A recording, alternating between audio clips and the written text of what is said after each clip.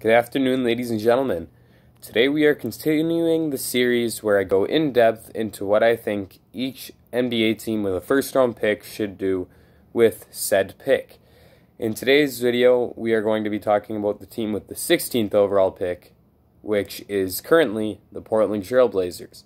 However, before we get into the Blazers, I just want to leave a reminder for you all to leave a like and subscribe.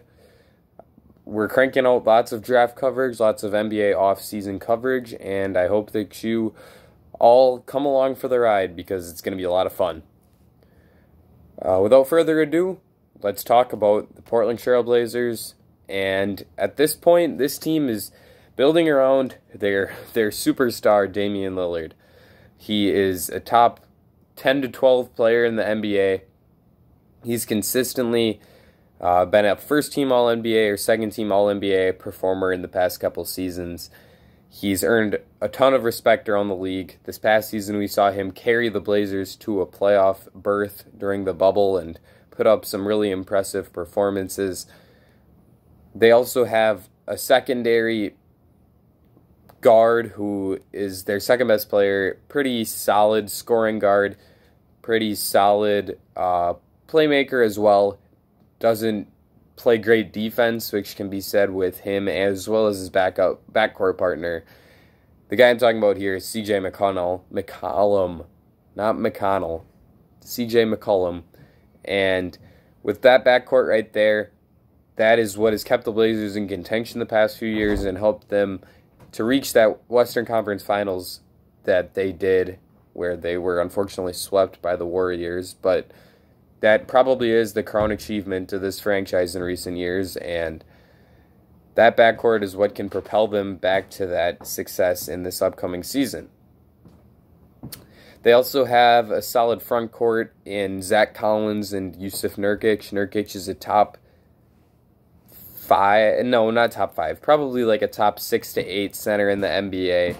Collins is a guy who can do a fantastic job as a backline defender, kind of play the Anthony Davis or Giannis Antetokounmpo role that they play in their respective schemes with their respective teams, albeit at a much lower level than those two. But he does do a very nice job as a rim protector, as well as a guy who can switch out a little bit onto the perimeter and guard some 1 through 3 guys, as well as guarding bigs. So he's a very talented player and a guy that they are looking to cement himself as a starter level guy for this upcoming season.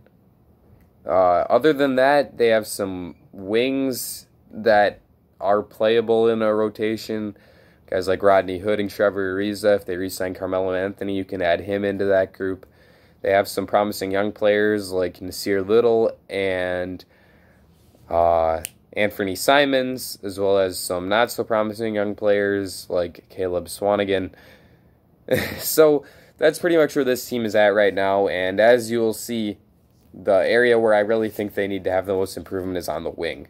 However, when I talk about the Blazers here, it's the 16th pick, so it's very unlikely that any of the top 10 or so guys in this draft are going to be available. So in this video, I will not be addressing LaMelo Ball, James Wiseman, Anthony Edwards, Onyeka Okongwu, Denny Avdia, Killian Hayes, Tyrese Haliburton, Isaac Okoro, Devin Vassell, or Obi Toppin. So, with that out of the way, we can get into what I think the Blazers should do with this pick.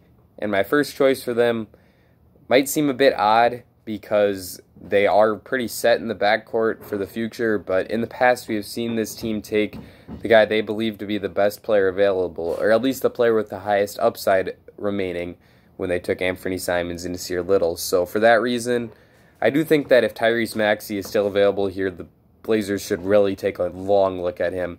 I'm super high on Maxey. I might just make a whole video of just me gloating over my love of Tyrese Maxey because I believe him to be, at this point, I think I would call him a top 8 guy in this draft. And when a lot of people have him in the high teens, that is significantly higher than the general consensus. He is the darling of the draft for me, and I believe that whichever team gets him, if it is in the teens, is going to be getting the steal of the draft for certain. I see him, like, I'm not making this comparison with their game, but he could be like a Donovan Mitchell level guy in this part of the draft where just everyone questions how this guy fell. I think he could be an all-star one day. He's excellent getting to the rim. He's a solid on-ball defender, solid team defender. The question mark is with his shooting, and I believe that it's going to develop due to his stellar free throw shooting at the college level. So I'm a big believer in Tyrese Maxey, and I think that he ends up being one of the better guys from this draft class. So if you can get that at 16, I think the Blazers should jump right on that, even if it isn't the best fit. After Maxey, we're going to get into a couple guys here that would be maybe lower upside, although in some cases not even, and better fit.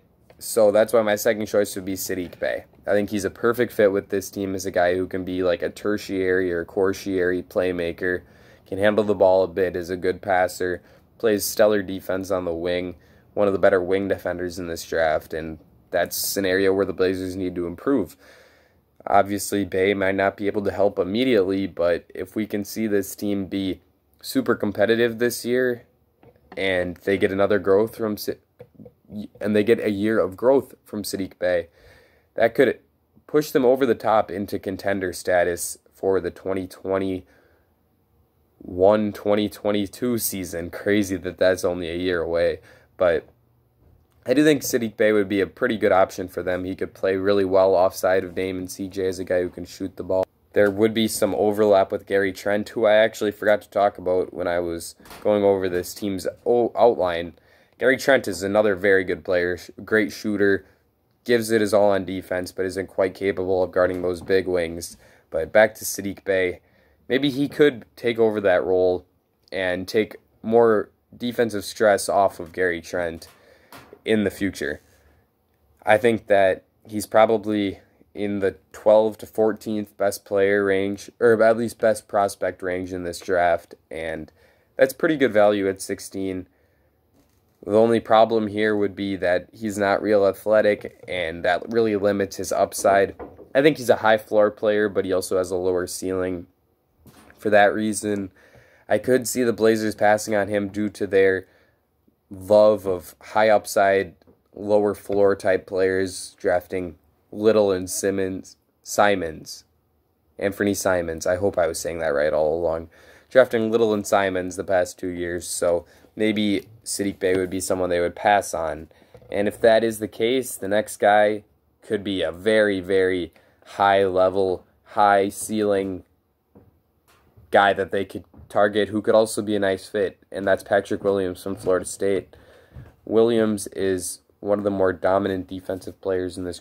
He is very, very active on the ball, can force a lot of blocks and steals, but he's even better off the ball. He's a great team defender, and that's where he really thrives on that end of the floor.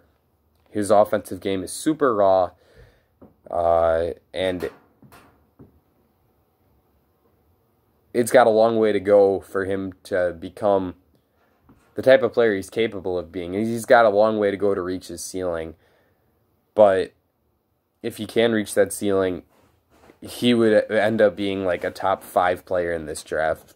He could be a bust if he can't figure out the offensive stuff, but just that boomer bust potential, as well as him being a guy who can play a position of need kind of on the wing as a guy who can be very disruptive defensively, that could be the type of player that the Blazers really like to add. And he could be a much better matchup for a guy like LeBron than Gary Trent was due to his surplus amount of strength, as he's one of the strongest players in this draft. My next option would be Kira Lewis from Alabama. This is another one that's more of just taking a gamble on the upside and not really being a great fit. Lewis is about the 12th to 14th best player in this draft for me, so once again, this is a bit lower than his quality is, but I think he could end up falling to here, which is why he's on the list, and he could be an okay idea for the Blazers. I would think that they'd be more likely to go with a wing, but I would rather see them take Kira Lewis than stretch for a guy like Desmond Bane. Obviously, Bane is a definite candidate for them here, and I think this is really the beginning of his range. We'll talk about him more later, though. Lewis could really learn under Dame and CJ.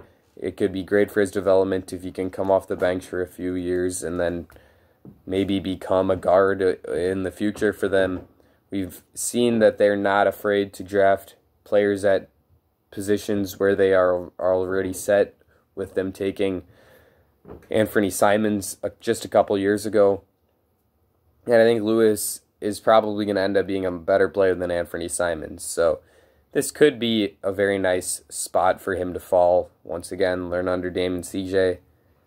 He's an exciting guy to watch. He's very quick, great in transition, pretty solid playmaker, can shoot the ball well, really, really underrated, sneaky good in the in-between game. He's got a really nice floater, and that's one of my favorite things about him.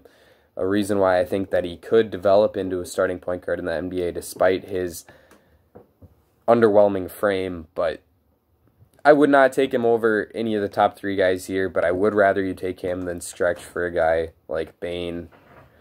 My next option would be RJ Hampton from the New Zealand Breakers. Once again, this is really just a high upside, lower floor type guy than anyone else really in this area, but RJ Hampton could really pop off and become a stellar player in the NBA. Once again, learning under a spectacular backcourt with Damon CJ could be very nice for his development.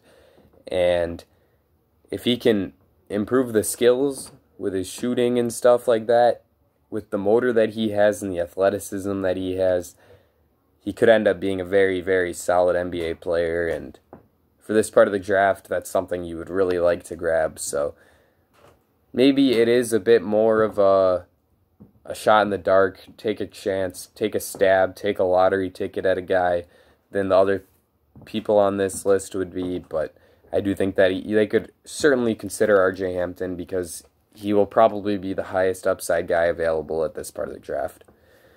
After him, I would really narrow it down to wings. The next 2 guys are Desmond Bane and Aaron Nesmith. Desmond Bane from TCU, very strong guy, short arms, as was pointed out to me by a comment a couple days ago. That might limit him in his defensive capabilities, but he's strong enough and moves his feet very well, has great lateral quickness, and I think that that will allow him to be a very good defensive player in the NBA, and his strength could allow him to be a pretty solid finisher, and he's also one of the better shooters in this draft. So I do think that Bane could be a very good addition for the Blazers at a position of need, and he could come in and be a solid rotation piece almost right away. I think that he's going to be pretty close to a rotational guy immediately after coming into the league.